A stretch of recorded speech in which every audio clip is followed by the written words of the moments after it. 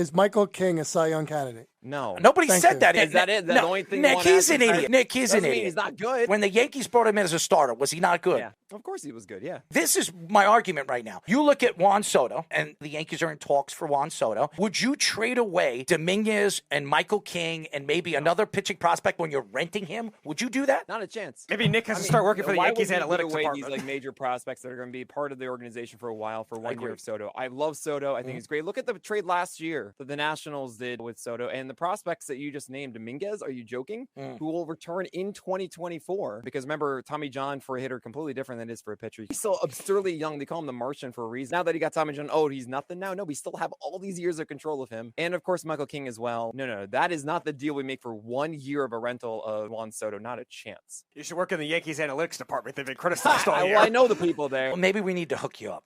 They're not making that deal. I don't know where you would hear that they're doing that. Well, first of all, I understand why everybody loves Juan Soto. He's a great hitter, and he's done wonders as a young player in the playoffs. He wins an MVP, wins a World Series. Good for him. And his numbers are fantastic, and he's on his way to the Hall of Fame. We have seen this before. The Yankees have made moves like this before, and it's failed. Now, I'm not saying those prospects were any good when the Yankees traded them, because they usually aren't. But Dominguez is a different guy. Michael King, this guy was one of the best relief pitchers in baseball. They moved him into the rotation, and he has a 2.75. How many pitchers this year were pitching under 3 as a starting pitcher? You're asking the wrong guy. I know, and I'm not talking about you. I'm going to tell you right now, my whole shtick is talking about the actual quality of pitchers, and I'm not going to use ERA as a way to say what the quality pitcher they are. That said, Michael King's great. Fantastic slider. The way they uses both his sinker and his fastball or his four-seamer is perfect. Is how you should do it. He also has a changeup that when it kicks in is amazing as well. Born and raised a Yankee fan because I want to be happy in life growing up in Brooklyn. I'm so sorry for you guys over there with the Citi Field behind you, but that's not my life. Okay? I'm a Yankee fan too, buddy. What I see is we've had a history of moving guys who were so good in the pen to the rotation and it not working out. The first shirt I ever bought myself was Jabba Chamberlain, okay? We can have him on the show next week. Guarantee the transition. With King, it does look like it should work. The Yankees need that right now. You have Cole. I actually am a believer in both Cortez and Rodon for the year ahead. I think we're just completely reacting to one season of injuries and just acting like that's it forever. And I love that's you. Not the case. I love you. You are fantastic. I love you. And I'm going to read even more stuff by you because me and you are pals now. Because